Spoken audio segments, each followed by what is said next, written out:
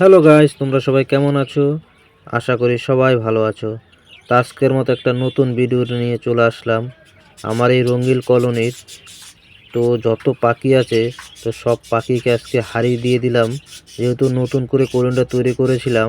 তো এই নতুন করে তৈরি করার পর তো আমি সব পাখিগুলিকে কলোনির ভিতরে ছেড়ে দিয়েছি। তো ছেড়ে দেওয়ার পর আমি সব পাখিগুলিকে নতুন করে আবার হারিয়ে দিয়েছি, যেহেতু পাখিকে এখন হারিয়ে দিতে হবে। তো পাখি বেশ কয়েকদিন রেস্টে ছিল, তার কারণে পাখিগুলিকে আজকে নতুন করে আবার হারিয়ে দিয়েছিলাম। তো যে সকল বন্ধুরা আমার এই ভিডিওটা দেখছো, ভিডিওটা দেখে যদি তোমাদের ভালো লাগে তো অবশ্যই চ্যানেলটাকে সাবস্ক্রাইব করে দেবে ও একটা লাইক করে দেবে। যেহেতু পাখিকে রেস্টে রাখার পর তো অন্তত হাঁড়িগুলি তো দিতেই হবে। তো সব পাখিকে আমার রেস্টে ছিল, রেস্টে রাখার পর এখন নতুন করে যেহেতু আমি পাখিকে আবার হাঁড়ি দিয়েছি, তা আমার এখানে বেশ কিছু পাখি আছে। তো বেশি একটা পাখি নয়, টোটালে আমার এখানে 8 জোড়া পাখি আছে। তো 8 জোড়া পাখির জন্য আমি যে কলোনিটা তৈরি করেছিলাম, তো সেই কলোনিটার এখন নতুন করে তৈরি করার পর এখন আমি পাখিগুলো সব ছেড়ে দিয়েছি। তো ছেড়ে দেওয়ার পর এখন আমি পাখিকে হাঁড়ি যেহেতু দিয়েছি, তো আমি 8 জোড়া পাখির জন্য হাঁড়ি কয় পিস দিয়েছি সেটাই শুধু দেখো তোমরা। যেহেতু পাখিকে হাঁড়ি অন্তত কলোনিতে যদি পালন করতে হয়, তো বিশেষ করে পাখির জন্য একটা পাখির জন্য অন্তত 2 পিস করে হাঁড়ি অবশ্যই দিতে হয়। নয়তো কি দেখা যায় এই সব পাখিগুলো প্রচণ্ড হারে হাঁড়ি নিয়ে মারামারি করে।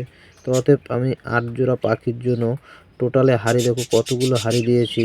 তো তোমাদেরও বলবো, বিশেষ করে যদি কলোনিতে পাখি পালন করো তাহলে পাখির জন্য অন্তত 1 জোড়া পাখির জন্য অন্তত 2 পিস করে হাঁড়ি অবশ্যই দেবে। আর হাঁড়িগুলো সবসময় তোমরা চেষ্টা করবে একই লেভেলের হাঁড়ি দেবে, যাতে করে কোনো রকম ছোট বড় হাঁড়ি যেন না হয়। তাতে করে ছোট বড় হাঁড়ি হলে যেহেতু যে হাঁড়িটা বড় সেই হাঁড়িটা সবসময় চাইবে পাখি আগেই দখল করবে, ছোট হাঁড়িটা দখল করতে চাইবে না। তো অবশ্যই সবসময় চাইবে পাখির জন্য একই লেভেলের হাঁড়িগুলো সবসময় দিয়ে রাখবে। তাতে করে কী হবে, পাখি কোনো রকমভাবে ঝামেলা সৃষ্টি কিংবা এরা মারামারি করবে না। তো অন্তত পাখিকে যখনই তোমরা ব্রিডিংয়ে বসাবে, বিশেষ করে পাখির জন্য যেই সিড মিক্স গুলি তোমরা পাখিকে খেতে দিচ্ছ, তাতে করে কী হবে, পাখি যখন নাকি ব্রিডিংয়ে বসাবে, বিশেষ করে তোমরা সিড মিক্সটা ভালো মানের কিংবা সফট এরকম ধরনের খাবারগুলো অবশ্যই পাখিকে খেতে দিবে। তাতে করে কি হয়, এদের যখনই এরা ক্যালসিয়ামের ঘাটতিগুলি থাকে, এদের ব্রিডিংয়ে বসাবার সময় দেখা যায় এদের ডিম বাচ্চা তখনই তৈরি করে, তখন দেখা যায় এদেরকে ক্যালসিয়ামের খুবই প্রচণ্ড হারে ক্যালসিয়ামের ঘাটতিগুলি থাকে।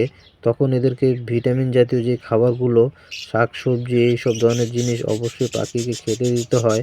নয়তো কি এদের যে ক্যালসিয়ামের চাহিদাগুলো মেটানো যায় না। অবশ্যই সবসময় চাইবে ব্রিডিংয়ে বসাবার আগে সবসময় ভালো মানের সিডনেসগুলো অবশ্যই সবসময় পাখিকে খেতে দেবে। আর যেটা করবে, পাখিকে ব্রিডিংয়ে বসাবার আগে অন্তত পাখিগুলি সবসময় রেস্টে দেওয়ার পরও তারপরও পাখি সবসময় চেক করে নেবে, দেখবে পাখির কোনো রকম শরীর খারাপ আছে কি না। তবে শরীর খারাপ যদি থাকে সেই পাখিকে অবশ্যই ব্রিডিংয়ে বসাবে না। তাতে করে এরা কোনো রকমভাবে হাইও দখল করবে না কিংবা ডিম বাচ্চা করবে না। তো অবশ্যই সবসময় পাখি যেন সুস্থ থাকে সেই পাখিকেই ব্রিডিংয়ে বসানোর চেষ্টা করবে। তাতে করে কি হবে, চট করে এরা হাঁড়ি দখল করে ফেলবে। তবে আমার এখানে কিছু পাখি আছে হাঁড়ি দখল করেছে, আর বেশ কিছু পাখি আছে এখনও পর্যন্ত হাঁড়ি দখল করেনি। তবে এই সব পাখি সবসময় হাঁড়ি দখল করে নেবে, তাতে কোনো রকম সমস্যা নেই। আর কলোনির ভিতরে এই জিনিসটা হয়ে থাকে, কেউ আগে ডিম পাড়ে কেউ পরে ডিম পাড়ে, এতে করে কোনো রকম সমস্যা নেই। কিংবা সব পাখি একসাথে ডিম পারে না, কেউ আগে পরে অবশ্যই ডিম পারে। তো কলোনির ভিতরে এই সমস্যাটা হয়েই থাকে, এতে করে কোনো রকম সমস্যা হয় না। যেহেতু কে কখন আগে ডিম পারবে সে তো বলা যাবে না, যেহেতু পাখি সব সময় একসাথে কোনো রকমভাবেই ডিম দেবে না, তবে কেউ আগে কেউ পরে এইসব কলোনির ভিতরে হয়ই। তাতে করে কোনো রকম সমস্যা হয় না, তাতে করে সব পাখি ডিম বাচ্চা করে। এইগুলো তো অন্তত খেয়াল রাখতে হবে, তাহলেই দেখবে পাখির থেকে ভালো মানের ডিম বাচ্চা তোমরা অবশ্যই করতে পারবে। তো আমার যত পাখি আছে সব পাখিকেই তোমাদেরকে বললাম হাঁড়ি দিয়েছি, কিংবা হাঁড়িগুলো যেইগুলো আমি হাঁড়ি দিয়েছি সবই দেখো একই লেভেলে হাঁড়ি দিয়েছি, কোনো রকম ছোট বড় হাঁড়ি দেইনি। তাতে করে এরা ছোট বড় হাঁড়ি দিলে খুবই সমস্যার মধ্যে পড়ি। যাতে করে কলোনির ভিতরে এরা প্রচণ্ড হারে ছাড়া থাকে, তার কারণে বেশিরভাগই একটা মারামারি সৃষ্টি হয়ে যায় এদের ভিতরে। তো সবসময় তোমরা বড় হাঁড়িগুলো দেওয়ার চেষ্টা করবে। আর এখন যেহেতু শীতকাল, ভালোই শীত পড়েছে, অতএব সবসময় পাখির জন্য একটা 100 ওয়াটের সবসময় একটা লাইট কলোনির ভিতরে জ্বালিয়ে রাখবে। তাতে করে কী হয়, পাখির শরীরটাও গরম থাকবে। নয়তো কি এখন শীত কিংবা গরম এরম ধরনের ওয়েদারটা চলছে, এইরকম ওয়েদারে সবসময় পাখির শরীর খারাপটা বেশিরভাগ হয়ে থাকে। অতএব এরম ধরনের শরীর খারাপ হলে যেন পাখির যে অবশ্যই কেয়ার করতে হবে যাতে করে এরকম শরীর খারাপ না হয়। অতএব এই পাখির যেহেতু ঠান্ডার ধাঁচটা একটু বেশি আছে, অতএব সবসময় একটা 100 পাওয়ার একটা লাইট পাখির কলোনির ভিতরে কিংবা খাঁচার ভিতরে অবশ্যই জ্বালিয়ে রাখতে হবে। নয়তো কি এদের এরকম একটা সমস্যা দেখা দেয়, ঠান্ডা লেগে যায় কিংবা দেখবে এক জায়গায় চুপ করে বসে থাকে। এই সিস্টেমটাই পাখিদের বেশিরভাগই দেখা যায়। অতএব পাখিকে সবসময় একটু এই শীতে কেয়ার অবশ্যই বেশি বেশি করে করতে হয়, নয়তো কি এই পাখির সমস্যা দেখা দেয়। তো যেহেতু পাখিকে কলোনিতে এখন ছেড়ে পালন করছি, তার কারণে এখন এই সমস্যাগুলির ভিতরে আগের থেকেই দেখে রাখতে হবে।